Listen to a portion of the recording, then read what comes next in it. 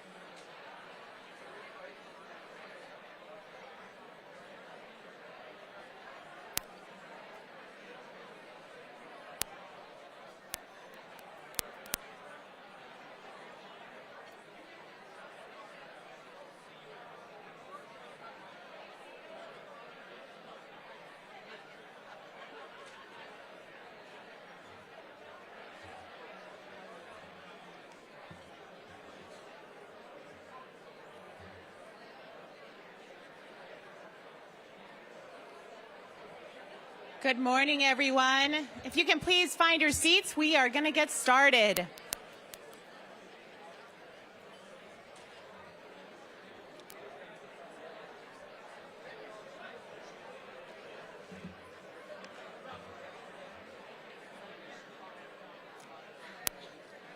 Like the lighting.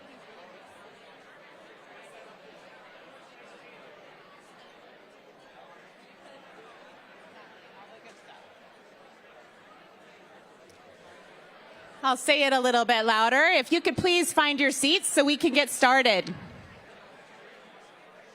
This is where I can barely see through the lights, but I can start to call out people by name. It's a fun game I like to play.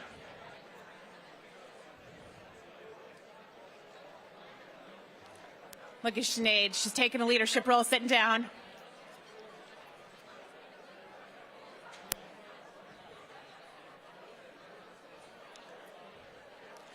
Can see Lance is looking for a seat back there. No? Can stand?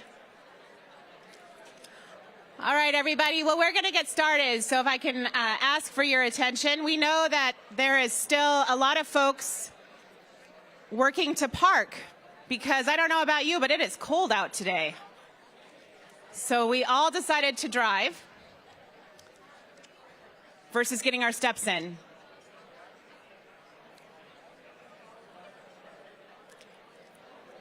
I'm gonna have to do like the ding, ding, ding. I need a blowhorn. I have no whistle. Well, good morning, everybody, and it's so wonderful to be with you on this sunny and very brisk, cold February morning here in Spokane. I am Alicia Benson, and I am the CEO of Greater Spokane Incorporated, and it is our great honor to have continued to be the longtime host of our State of the City. And so we're pleased that you're able to join us today for this really wonderful and important conversation with our mayor. I want to thank our member partners who are with us today for your trust and investment with us that allows us to tackle business challenges day in and day out. Things like this morning, I was even running in late as we were waiting to testify at our state legislature on some important pieces here for our region and the work that we do as your ADO. So I just want to say a big thank you to our members for your investment that helps us continue to support this great Spokane region and help our businesses grow and prosper. And a very special thank you to our partner today, the City of Spokane and Mayor Nadine Woodward, whom we'll get to hear from here in just a few minutes. So first, I want to invite my colleague, the Director of Marketing and Communications, Yolanda Pagodowin, up for our land acknowledgement.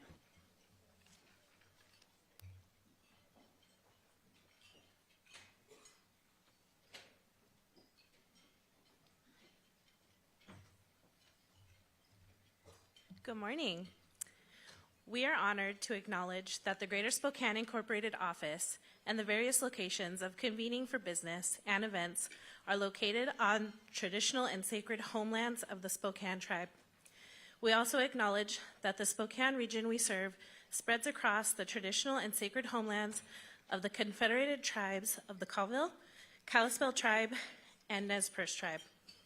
These lands hold indigenous cultural DNA and are honored, and we are honored and grateful to be here on traditional lands.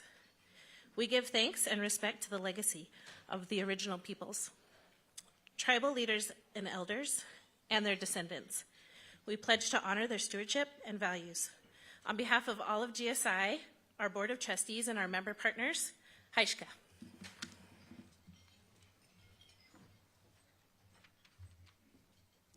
Thank you, Yolanda. Next, I'd like to invite Pastor Benjamin Watson to the stage for our invocation. Pastor Watson is the senior pastor at Bethel African Methodist Episcopal Church, and he is here this morning with his beautiful wife, Evangelist Debbie Watson. Pastor.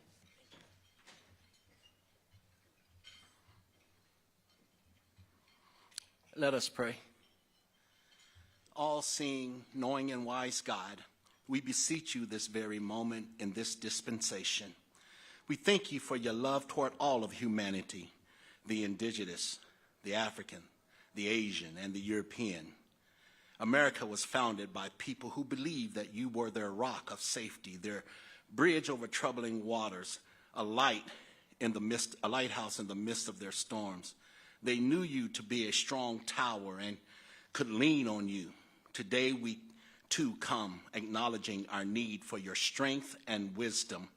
We lean on you and need you to be our compass, navigate us through our issues that divide us, both great and small.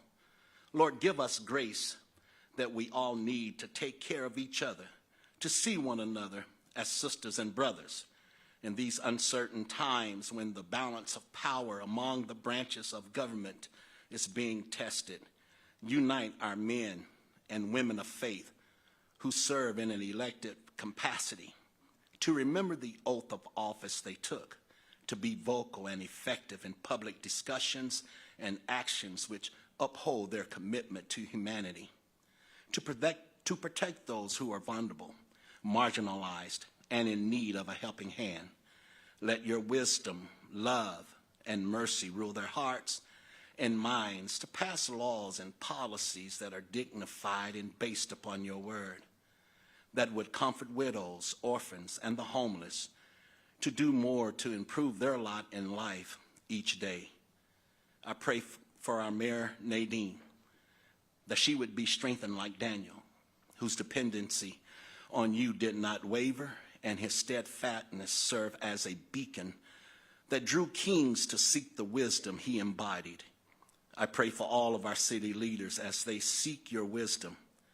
I ask you, God, to impart into these individuals a desire to tackle our city's issues through actions and words that are both serious and lively, that would startle the disengaged within our communities into listening and being a part of the resolution. Strengthen our resolve to be influential in our communities, neighborhoods, and city that will bring partnerships, collaborations, and healing. Help each of us to become willing vessels to use our uniqueness you gifted to us to bring about the needed changes for the greater good.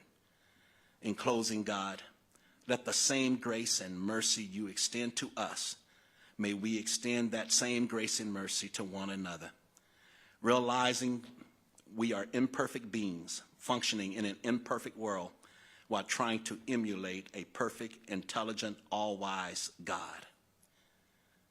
Father, we also ask for those of us that need it, a blessing upon the food that we're about to receive and partake of.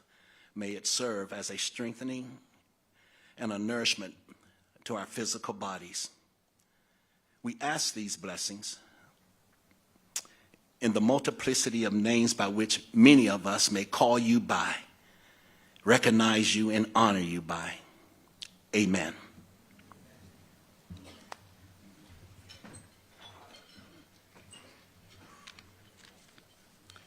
Thank you, Pastor Watson. Beautiful. Next, I'd like to invite on stage Sydney Dale. Sydney is a junior at Lake City High School in Coeur d'Alene. She's also one of the Gonzaga University's national anthem singers, and just recently contracted with an artist development firm in Nashville, where she'll be getting a chance to write new songs with well-known singers and songwriters. Sydney's here today with her father, Major Jeremy Jake Jacobson from Fairchild Air Force Base. Please rise and stand for the national anthem.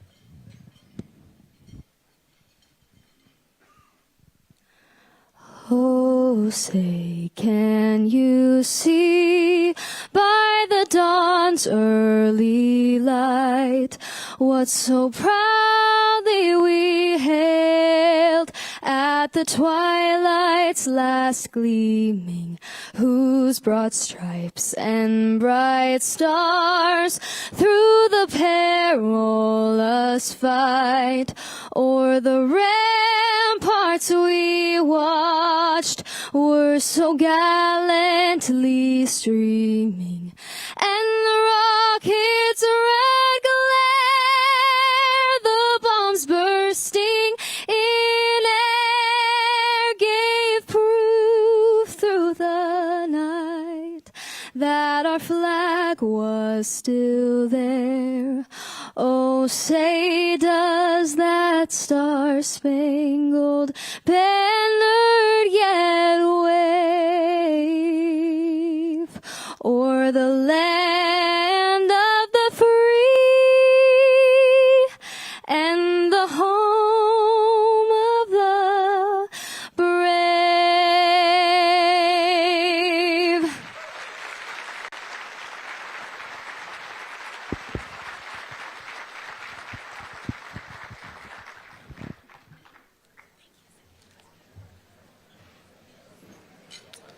That was amazing, Sydney. And as a little heads up for anybody going to the Gonzaga game tonight, I hear we might get to hear her again. So thank you for being here with us. As lunch is served, if you just arrived, please find a seat, fill in. There's a number of open seats across the room. And I'm glad that as folks got here early, we'll have time at the end. One of the benefits of having the opportunity to be a convener is to be able to bring new people together, and welcome folks and reconnect. And I was having a wonderful conversation with the pastor and his wife about the importance of reconnection more and more every single day. As we gather, we want to make sure that we're continuing to create platforms for you to gain important information, hear up-to-date information, understand policy decisions that are being made. And it's part of your investment in GSI that allows us to be able to do this. At GSI, we're committed to this work and to the collaborative heavy lifting that it takes for all of us to get it done. I want to take a moment to recognize some of our most invested partners and our sponsors of today's event. Today's event is presented by Numerica Credit Union. Our major sponsor is Spokane Corporate Housing. Our supporting sponsors are Idaho Central Credit Union and Washington State University Spokane. And our event sponsors are Spokane Public Facilities District and Whitworth University. And our official airline sponsor, Southwest Airlines. It's now my pleasure to welcome to the stage Nancy Almond, Senior Vice President and Program Manager of Numerica Financial Services, along with Josh Melcher, who's the Senior Vice President of Business Services with Numerica Credit Union. Welcome, Nancy and Josh.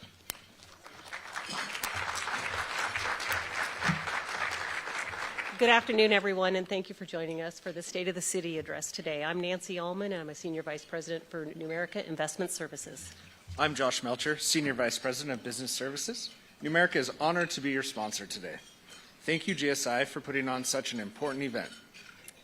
Numerica has been sponsoring and helping businesses expand and supporting our nonprofits across Spokane for 85 years. We're headquartered in Spokane Valley, and that means that our employees live and work in the communities and where our members are. This past year, our lending team provided more small business loans than any other credit union across the state of Washington. Our passion is finding ways to say yes. Saying yes means we're giving back to the organizations that are making a tangible difference. In 2022, Numerica sponsored 170 organizations with donations and volunteerism. We invested more than $1 million with community partners, and our employees volunteered more than 18,000 hours. Numerica is committed to living out our core purpose of enhancing lives, fulfilling dreams, and building communities. One way we do this is through the Numerica Charitable Fund. This program allows nonprofits to apply for grants. In 2022, we were able to give back $300,000 to more than 20 nonprofits in our region. These grants went to organizations that offer support to our families in our community. From all of us at Numerica, thank you, GSI, and Mayor Nadine Woodward for putting on and bringing us together today. Please enjoy this video of our team celebrating the Numerica Charitable Fund partners. Thank you. Thank you.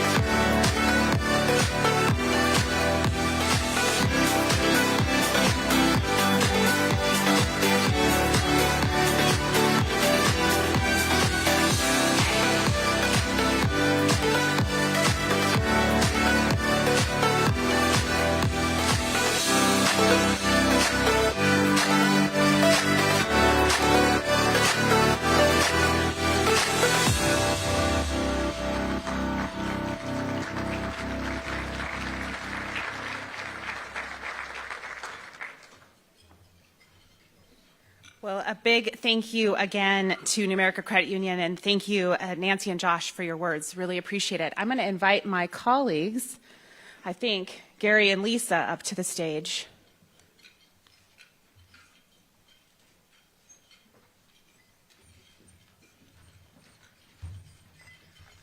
Good afternoon, everyone.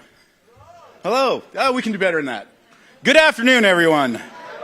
Woo. We're here to, well, I'm waiting for Lisa to come up, so I can't go without my partner in crime. It's good to see you. It is good to see you, too. Haven't seen you all week. It's been like a week and a half. I've been gone. Okay. Sorry, I just walked here from GSI. I was testifying, so I might be a little out of breath. I'll just be, whew, no, we got this. We got this. Okay. So thank you, Nancy and Josh and New America Credit Union. Okay, Lisa, what is the most important thing that GSI does? It's obviously economic development. Well, yeah, it's As the- economic development, but that's because that's what you do. Yes. Sorry, I have lettuce in my tooth. But what I do is partner engagement. So I Which is would pretty say cool, it's too. engaging with our incredible partners and telling them how wonderful they are. But for the folks in the room, it may be when we give away Southwest airline tickets. Yes. Yes, That's very true. But I'm wondering if, like, why we don't ever get to have these tickets. I think it's against the rules. I think, All right. yes. All right. So, yes, you know, Lisa, people really do like getting free stuff. Yes. I know. I didn't look at the script, Gary. Oh, no, why that's I'm fine. like, You're fine. I don't even know where we're at in the Well, script. you have a but- beautiful yeah. smile as so part of the I'm like script looking there. at his script, but I have my script. Anyway, yes, thank you. I'm sure that people are very excited to hear who gets the giveaway this time. You know at what? this very moment. Well, why don't we hurry and pick a winner? Yes, that we would could be just so riff for a little while. wonderful. I'm going to do that before you ask me to dance, which has been one of the things you have asked me to do up here. There's been a couple others, so. No, but we yeah. have to practice our dance before the annual celebration. No, correct. Just saying. So we need Southwest. Yep. And then this is what we give away. Okay. Okay. I think I can handle this part, and then you can hand that out. Okay. We can do that. It probably doesn't help that my glasses are out at the check-in table, too. But it was in big type. Okay. So, who is excited to hear who the winner is? Everyone put their business card in, right? Oh. Dang. Okay, well, the only person that seems to have done it then, the winner is Carrie McCombs with Spokane Association of Realtors. Must be present to win.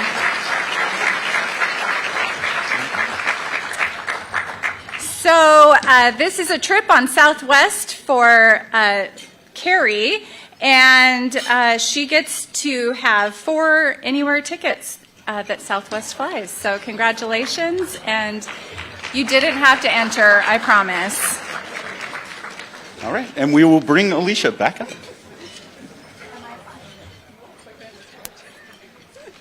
Make sure I didn't take your... I don't know, we could make them all dance again. That would be entertaining. Congratulations, Carrie, and a big thank you to Southwest Airlines for continuing to partner with us so that we can send some of our great partners, at least right now, someplace warmer, maybe, than we have today. That partnership's been really awesome. So a couple more recognitions I want to make before we get an opportunity to hear from the mayor. I want to recognize our regional visionary partners at GSI who are fundamental to helping us drive our key initiatives and growth here in the Spokane region.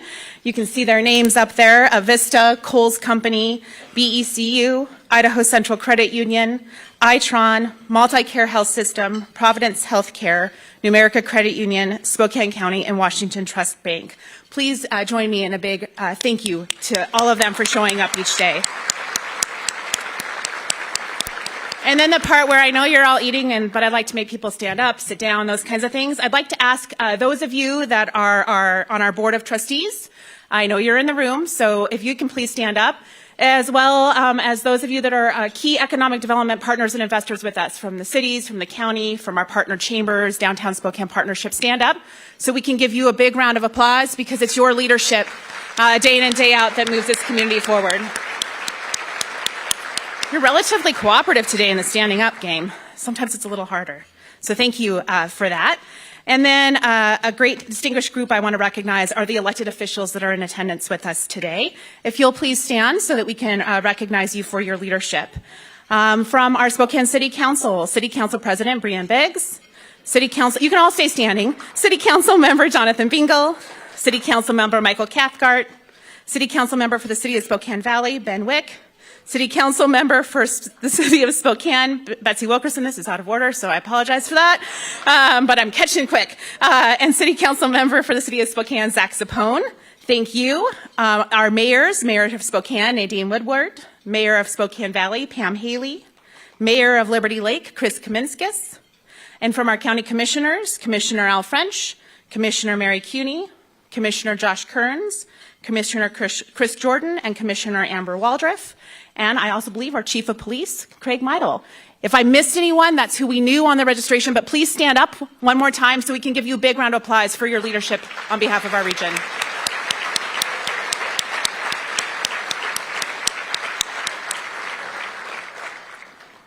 And now, my great honor to introduce our Mayor of the City of Spokane, Mayor Nadine Woodward.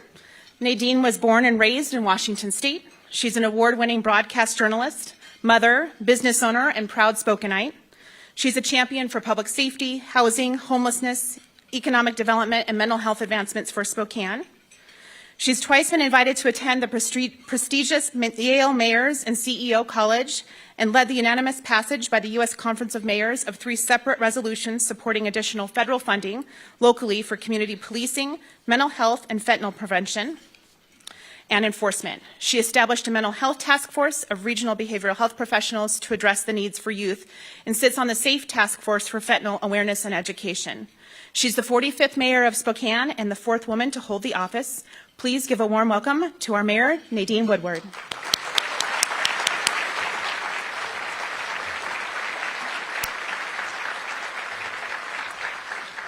Well, thank you all for being here today for the annual State of the City address, especially those who powered through the cold morning to get here. Thank you. And Pastor Watson and Sydney, thank you for blessing today's event with your prayers and talent. That's one of the best parts of the program, I think. So anyway, thank you so much. We are excited to share with you today the things that we've been working on to move our city forward.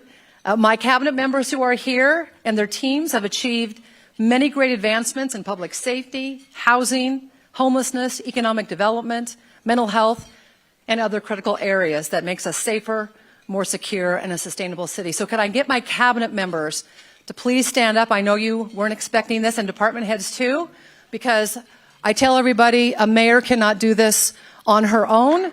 It takes a team, and I am so thankful to have such an incredible team. Thank you for all you do. To frame our conversation today, I want to share comments that a community member shared with me recently. She was part of a small group of neighbors who came to my office to talk about ideas and feedback on their observations and experiences in the circles that they travel. And as a relatively new nurse in her career, she was by far the youngest in this group. The others were retired, and they were focusing their time on volunteer opportunities, which she was able to still fit in around her full-time job. Besides a deep passion for the neighborhood that they live in the community that they love, the group had one thing in common. Each one of them moved here from a different city and state. They were drawn to Spokane for its beauty, biking, hiking, seasons, our walkable downtown, easy airport access to visit family and friendly people. They arrived in Spokane with years of civic engagement in their previous communities and quickly started thinking about how those experiences could be relevant in their new home of Spokane. When it was time for the young nurse in the group to speak, she paused and said, "There's not a lot of hope." For the next few minutes, she provided more context to that statement. She talked about working as a nurse in the jail before moving to an organization that provides underserved youth with the direction and supports most of them are lacking. She found this new job more fulfilling and a way to really make a difference. There's been a lot of devastation in the world lately, she continued, and she wondered how anyone can be successful in our current global environment. She was talking about financial stability, home ownership, achieving personal and professional goals. She considered herself lucky to finish her studies at Whitworth and WSU with modest, with modest debt compared to her friends. Yet now in her mid-20s and in a job that she absolutely loved, she was still overwhelmed about what the future may hold for her and those around her. There's no hope across many generations, she continued. Her comments were equal parts, I'll just say, heartbreaking, insightful, and inspiring. Heartbreaking because hopelessness can spiral into desperation. Insightful because in those few minutes she captured the sentiment of so many people after what our community has experienced the past couple of years. Inspiring because instead of giving up, instead of retreating to her work or the isolation of her home, instead of blaming or saying, that's somebody else's problem to solve, she asked herself, how can I help? And then she acted. She got involved in her neighborhood, surrounded with the people in her neighborhood who have a similar sense of community, bonded with neighbors who have enough experience with community engagement to know that individually they don't hold all the answers, but collectively they can make a difference. So they began talking. They shared their backgrounds, their dreams for community. They built from the strengths that they saw in the neighborhood and their daily activities and looked for opportunities to improve what they saw around them. For these 4 neighbors, public safety, housing security, and mental health were right at the top of the list of the things that were important to them. They wanted to make sure that people feel as safe as they do when they move around the community and enjoy recreation, arts and entertainment, dining, and all the other activities that they enjoy. They also acknowledged 2 things. First, not everyone shares the same feeling of safety. And second, property crime is not where they want it to be. They were also concerned about housing inventory, from a safe and consistent place for the unhoused to someone just entering the housing market, to keeping someone currently in housing from being priced out. Their ideas range from some tough love for those who need it, to sincere compassion for the majority who find themselves at a point in life where they just need a hand up.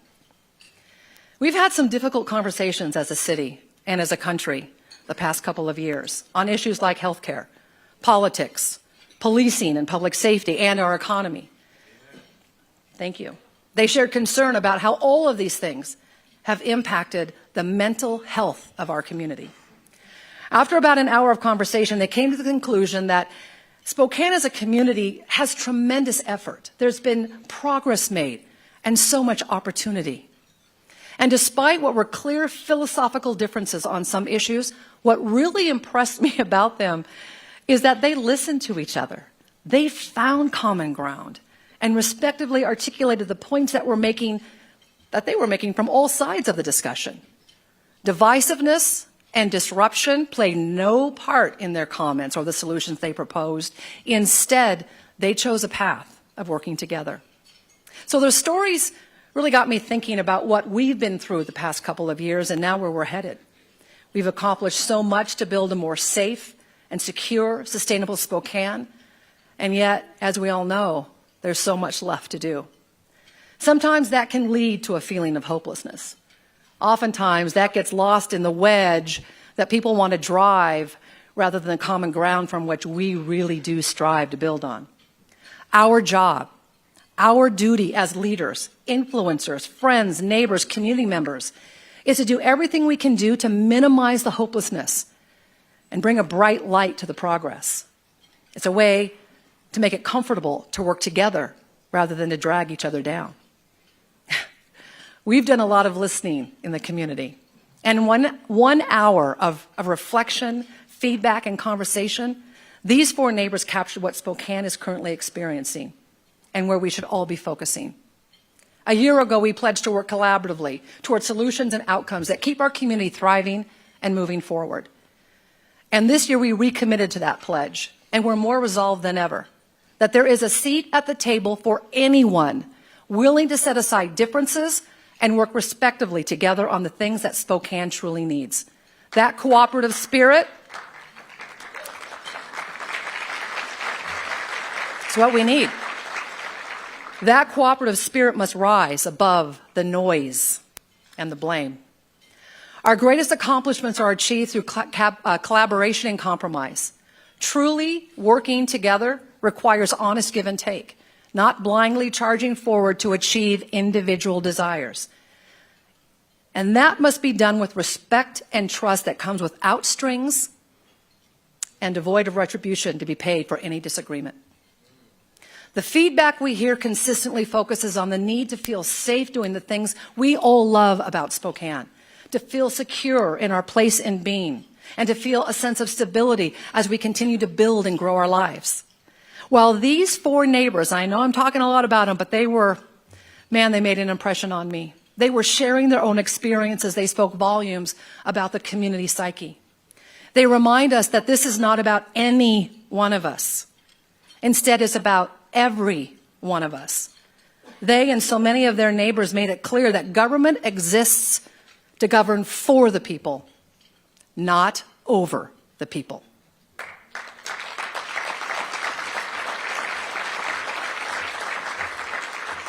And this is what we hear when we listen. The reason why I'm here in Spokane is because I love Spokane. I was born and raised here. I can't think of a better place I'd rather be. I've been all over the United States, but I serve a great God, and He's continued to bring me right here. We hear a lot of times, well, there's nothing going on for our kids here in Spokane. They say they should leave here. I'm in total disagreement with that, because I believe that once you go somewhere, if you decide you want to go out of town to go to school, to me that's fine. But come back and give back where you started.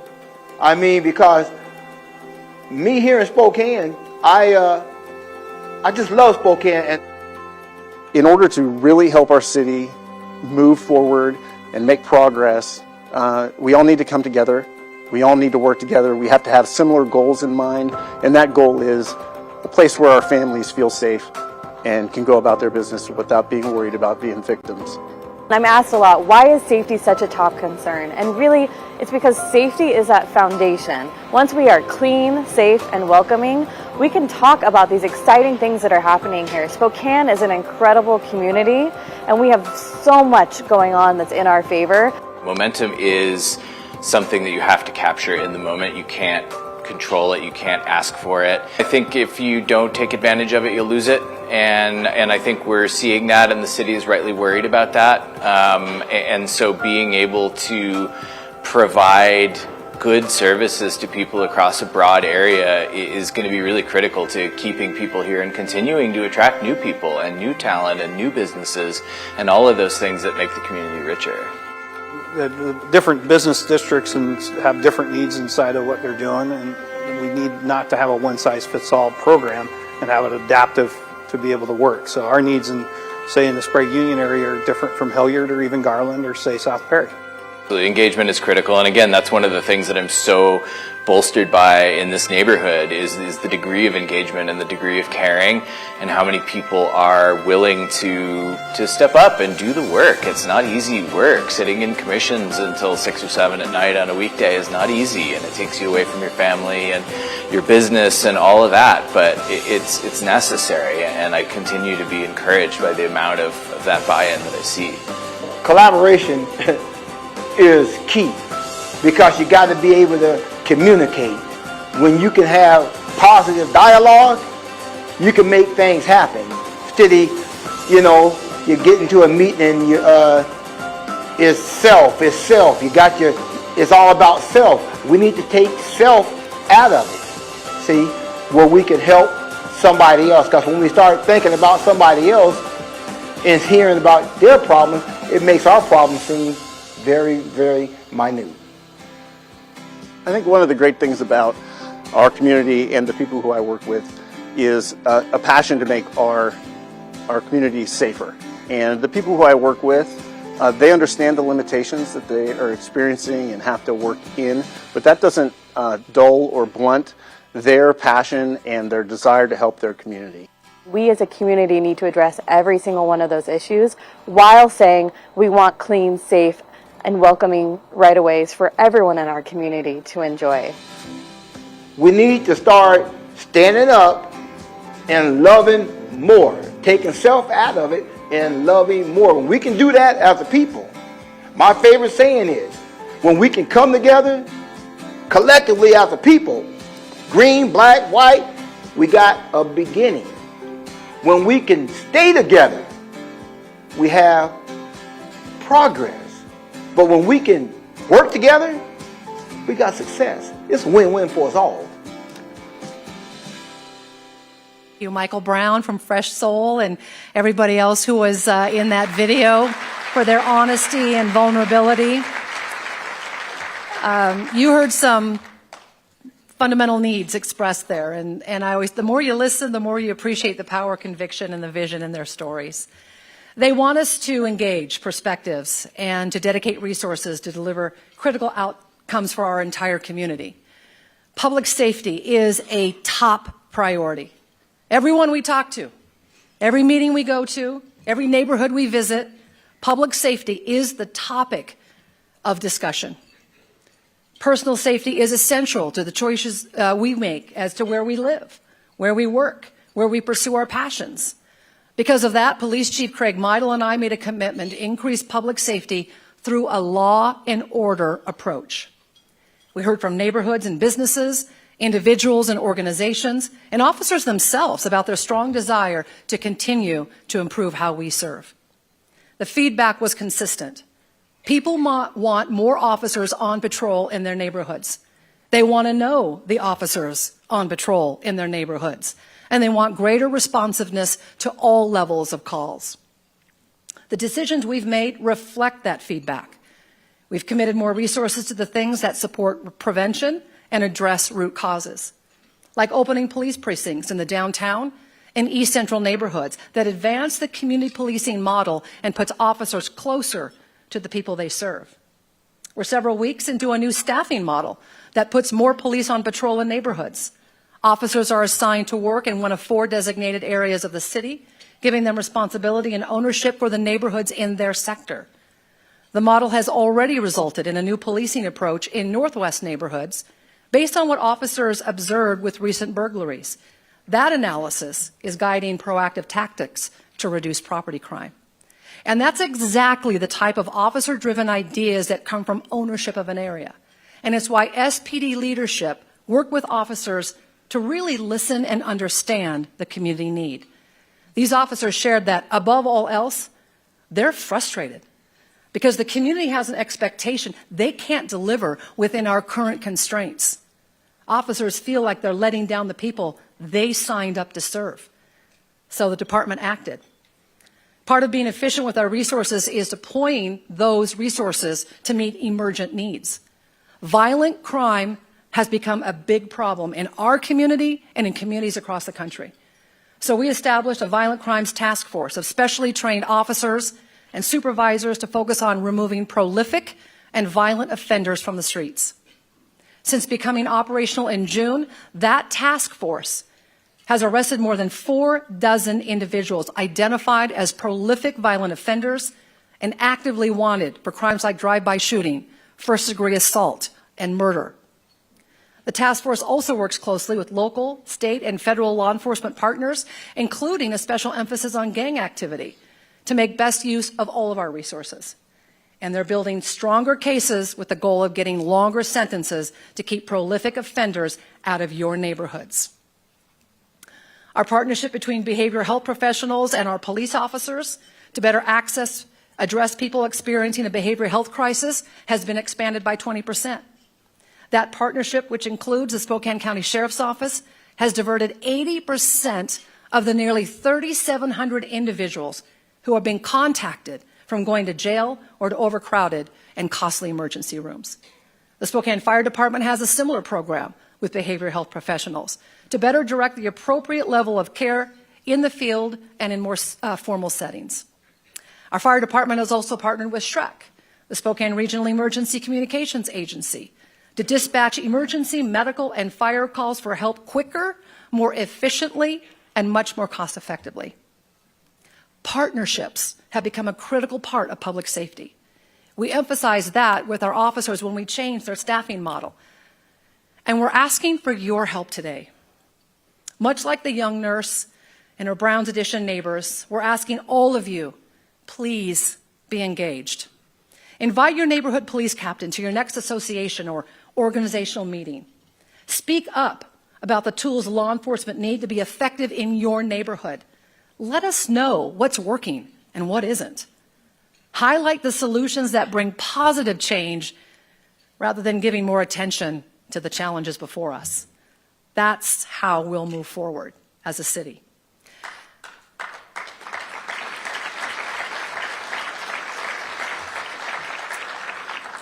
Chief Meidel and I have been regulars in front of the state legislature this session, testifying in support of bills to return accountability to laws that allow drug possession in our state.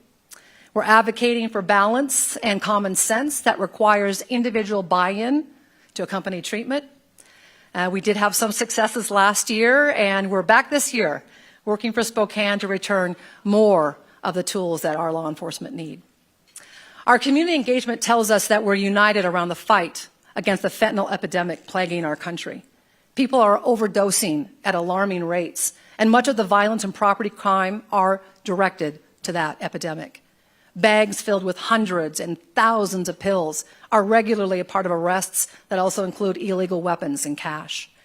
And if we needed one more reminder just how harmful this deadly drug is to innocent victims, we got it about a week ago. Fire and police responded to a call of an unresponsive child during a supervised visitation. CPR and Narcan were used to revive that child who tested positive for fentanyl. That child was only 14 months old. Sadly, we've allowed our state to remove some of the very interventions that help law enforcement redirect damaging behaviors. We're working hard to get a balanced solution that meets the needs of all involved, because as that example so devastatingly illustrates, drugs victimize the innocent. That's why I'm working with council members Michael Cathcart and Jonathan Bingle, thank you, they're here today, on an ordinance that would return accountability to those who openly use drugs. The community has demanded that we do something about rampant drug use that occurs on sidewalks, in parking lots, stairways, and storefronts. We'll be bringing that ordinance to the full council the next few weeks as another way to get people the help they need while respecting the use of public spaces for all of us.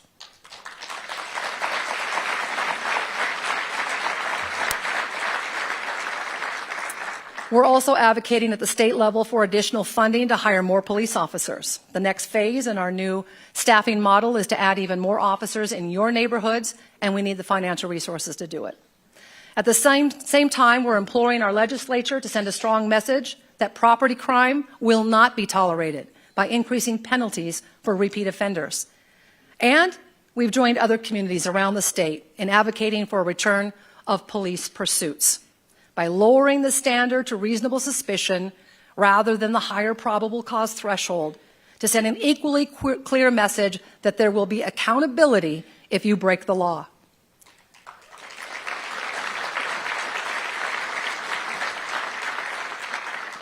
Unfortunately, that effort has been met with significant opposition from a West Side Committee chair, but we'll continue to work for Spokane. We must reestablish the expectation that victims of crime are heard and considered when laws are enacted in the interest of public safety. Too often, it's the victim that's left out of the equation.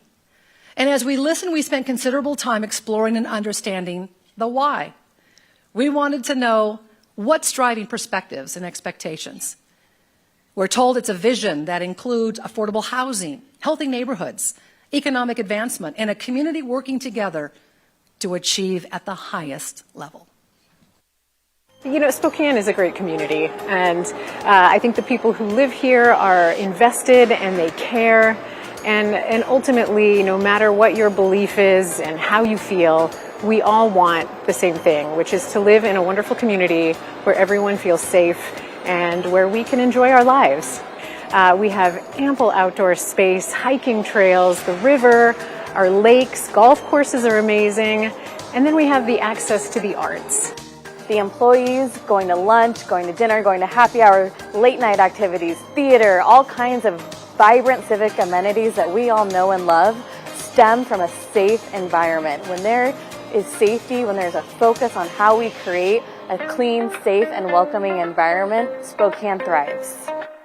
We chose Spokane actively amongst 16 or 18 different communities. And we've been here a little over 2 years now and couldn't be happier. It's comfortable, it's a great size, it has all of the things you want without a lot of the things that you don't want of living in a big city. So it's just a great size, and again, people care and they're friendly and they're vested and they've bought in, and that's just an incredible asset. Spokane never lost its mojo. It was always there. But yes, the hustle and bustle is back. I think we just need to keep investing and being enthusiastic about our city, and it's just going to get better from here. I think Spokane is on the crest of something absolutely wonderful, and I am so excited for the ride and to see where it goes. So the city is moving forward and trying to find solutions, because with the price of housing, we need to see different styles. The new generations looking at different opportunities to be closer to their neighborhoods, closer to their other friends and families. We're housing the teachers, we're housing our airmen at Fairchild. And so these new changes are going to allow those opportunities to become reality. I'm Randy Palazzo with Urban Empire Homes. We're infill builders. Been doing infill for many years. We're going to take this vacant lot and we're going to split it into 3 lots. And we're going to build 3 attached homes, so 3 single-family homes that are attached. The Building Opportunity and Choices for All program was passed as a response to the housing crisis. We recognized that there was a desperate need for housing, and we also recognized that there was a lot of land available or that could be available for development if we adjusted our rules to bring them onto the market. Boca is a great opportunity to test some ideas, some concepts, and get the community to really buy into these ideas. Like I said, these are providing housing for our friends and our neighbors. I promised my mom I would take care of her, and in order for me to do that, this had to be one level. I'm taking care of her. She's not going to have to go to assisted living. She's staying with me. There's the front door. Where that window is the living room area. What I'm really excited about with this program is that it opens opportunities for smaller developers and even for individual homeowners to get involved in resolving this crisis by building more housing. We need everybody to pitch in, individual homeowners included, people like Laura Dirks. I wanted my space, and I wanted them to be able to have space and feel that they have a home and I have a home, and there was no way that was going to happen if I couldn't get an ADU with space for myself and my mom. These areas, Spokane included, just about every city you're in needs more density, and Spokane opened the door to just that through Boca, and I'm really proud of Spokane for opening that door even before the bigger cities on the west of the Cascades like Seattle or Portland. With Spokane being the flagship for this program, I really feel that other cities are going to follow because the density is dramatically needed.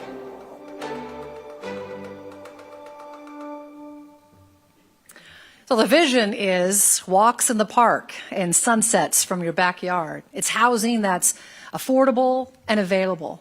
It's taking care of each other and respecting the use of the spaces that we all share. It's enjoying dinner and a show, walking on the Centennial Trail and enjoying our beautiful Spokane River.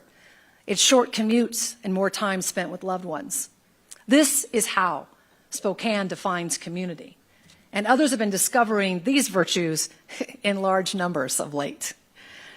As we transition with the rest of the country through economic, workforce, housing, and mental health challenges and opportunities, we've met critical needs to emerge stronger as a community. An important next step is to reset negative self-perceptions and embrace expectations of support, accountability, and advancements that deliver peace of mind. Home ownership is the largest builder of wealth for most of us. The financial equity that grows in the home is complemented by social equity and a sense of security that comes with being part of a neighborhood. We're implementing solutions that provide greater housing accessibility and affordability. Spokane has experienced 2 consecutive years of record demand for residential and total construction to add inventory and help people realize the dream of home ownership and for families to evolve their housing as they grow. A city pilot, as you heard, has now become a state and a national model for multi-unit housing construction in traditionally single-family neighborhoods to open new pathways to more housing and ownership options. Those include smaller accessory dwelling units that are keeping families together and attached townhomes that make entry into the market much more affordable. These are big tools to meet the infill housing needs that our comprehensive plan has promoted for more than 2 decades. Spokane has achieved a 20-year high new multifamily unit to create badly needed inventory. And for those experiencing housing insecurity, we have focused a tremendous amount of resources to stabilize housing. We brought together partnerships that opened and enhanced 5 facilities in our shelter system that meet specific needs and nearly doubled our capacity to move people toward permanent housing. We secured and distributed $33 million in grant funding to provide rental and utility assistance to keep people in their homes, and we did it among the fastest in the state. Building neighborhoods to maintain the characteristics that make them special while adding new amenities has been a top priority. That included expanded access to libraries through a partnership between the city and middle schools to make better use of taxpayer money and to bring resources to underserved neighborhoods.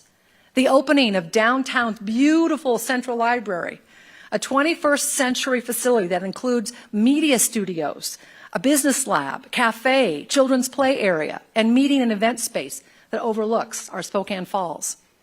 And improvements to neighborhoods, parks, Riverfront Park as well, has added Spokane's quality of life and reputation as a destination.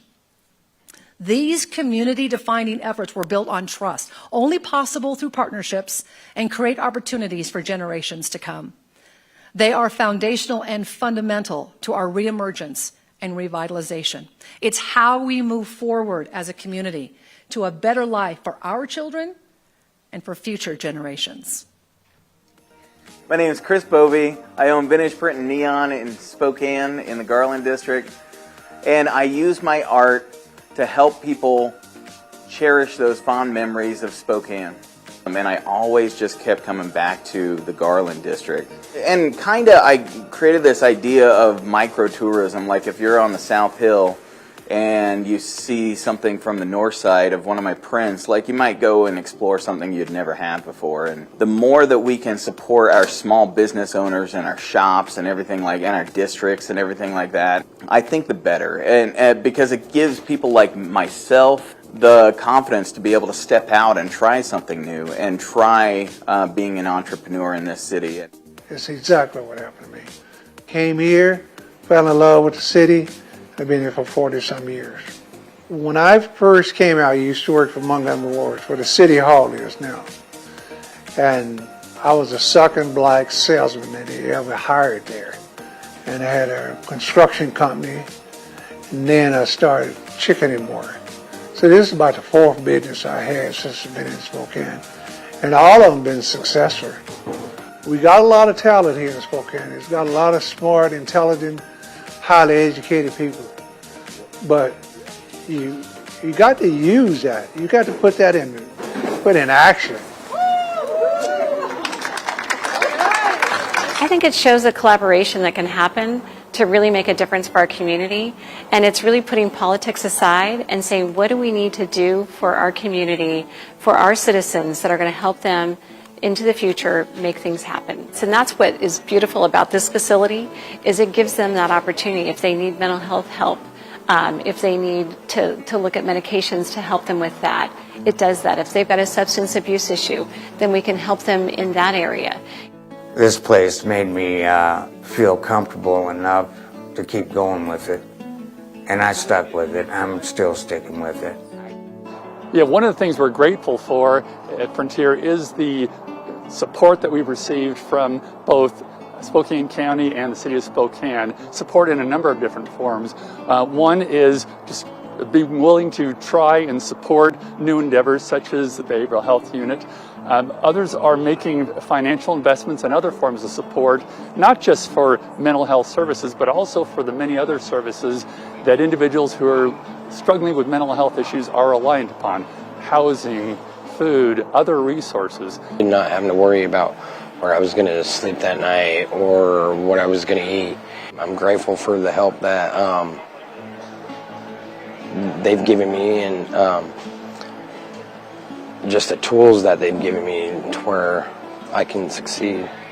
I think the mayor's done a great job in the last year. I mean, the amount of people that are provided beds is tremendous compared to 2 years ago. I mean, now we got 350. So I think it's going in the right direction. So I like what's going on in the city. The leadership is fantastic. You know, I hope that people continue to stay engaged. I hope that the city continues to hire really good, really talented people that really care and are really excited about doing new things and capturing this opportunity. Just find that nice sweet spot and capture the opportunity that's in front of us. The thing that I love about this city is, like I said, they will support a crazy kooky idea like silkscreen art and support a shop being open, and that's why Spokane rocks. I agree. So, where do we go from here? And how do we get it done? The past few years have taught us many lessons, and it's given us a new launching point, really. The tests that we've endured remind us that Spokane is unequivocally resilient. The results show us that our best outcomes are realized when we work together. The progress has directed a clear path forward in 3 critical areas. First, we're establishing and reinforcing a mindset that prioritizes community wellness and well-being. Our mental health has been shaken. Over and over again, community members express fatigue, frustration, and a loss of patience. We can all point to examples in stores, in restaurants, at work, maybe in our own homes, with our own families, where behavior has been altered. The uncertainty that we experience has come at a deep cost that has people craving stability instead of constant change. Moving forward, we must embrace compromise and demonstrate understanding. We have to appreciate the good to get to the great. And that starts with our youth. My mental health task force of community professionals is addressing the needs of our youth who have been most compromised and impacted by the events of the last couple of years. We must set the example with our own behavior and build youth supports that will make them successful for the future.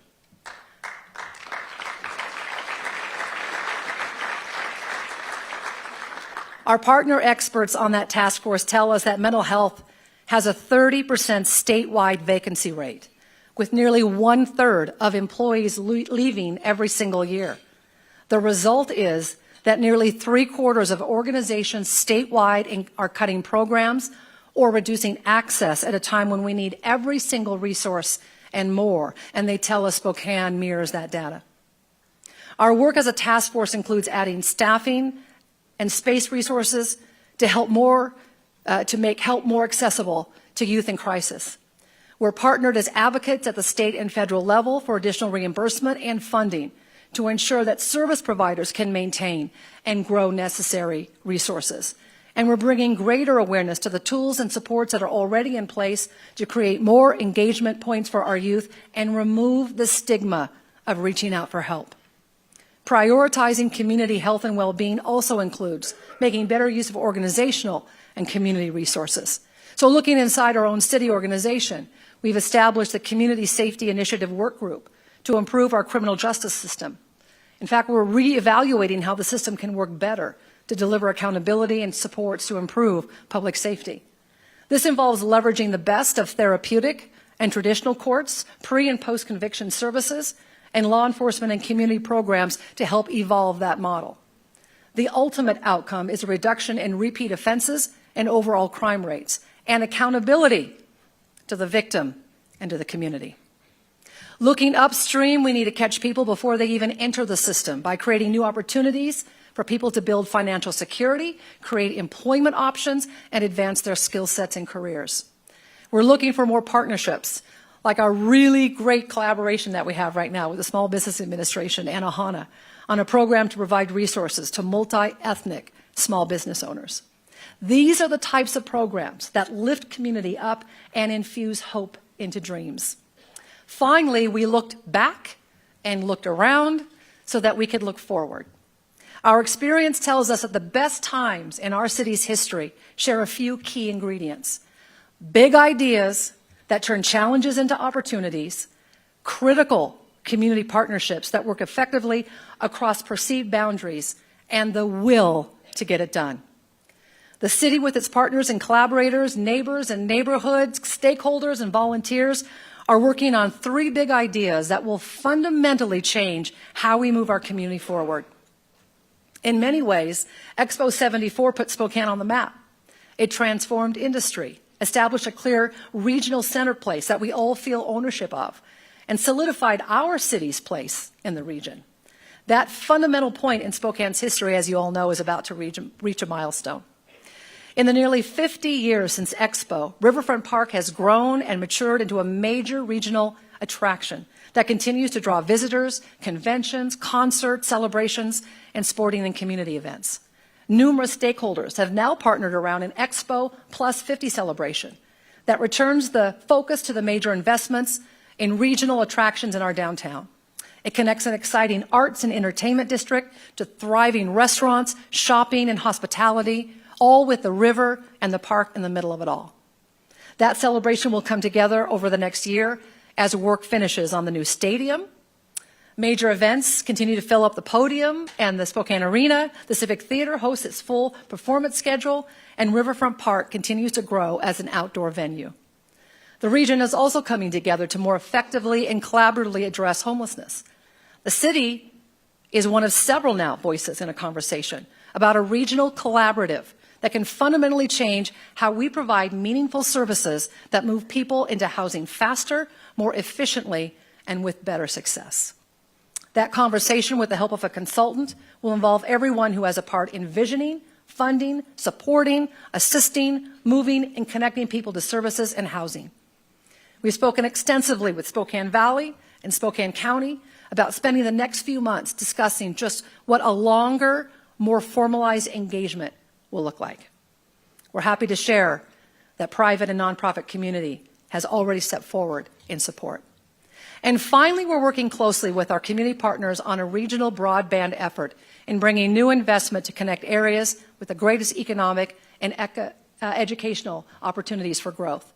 It's a generational opportunity to build greater technology equity and also economic advancements for generations to come.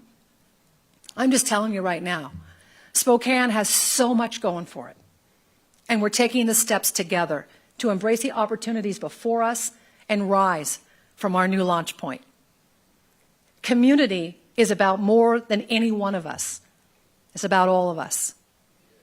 The lessons we learned over the past years and that our Browns Edition neighbors so eloquently captured reminded us of that.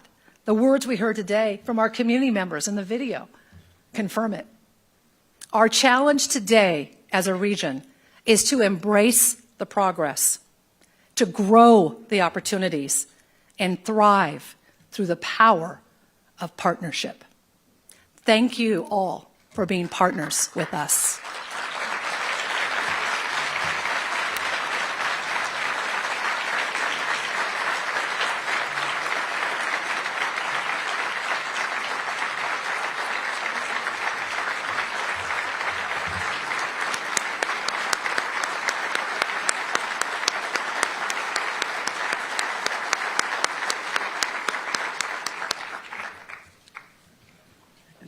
Thank you, Mayor. Thank you. If you're just now joining us, you've been watching the mayor deliver the state of the city. Some of the things she touched on was public safety, fentanyl, and mental health, and the crises that our city is facing. 4 News Now's Vanessa Perez will have more as we take you back to that scene. I was having at the very beginning with Pastor Watson and Debbie. We share a whole lot more in common than we do in different. If we keep coming together, having conversations, meeting folks that we don't know, and holding at the center that we all care so deeply about this community. So thank you for. Like I said, if you're just now joining us, 4 News Now's Vanessa Perez will have more coming up at 5. But for now, live in the Digital News Center, I'm Rob King for 4 News Now.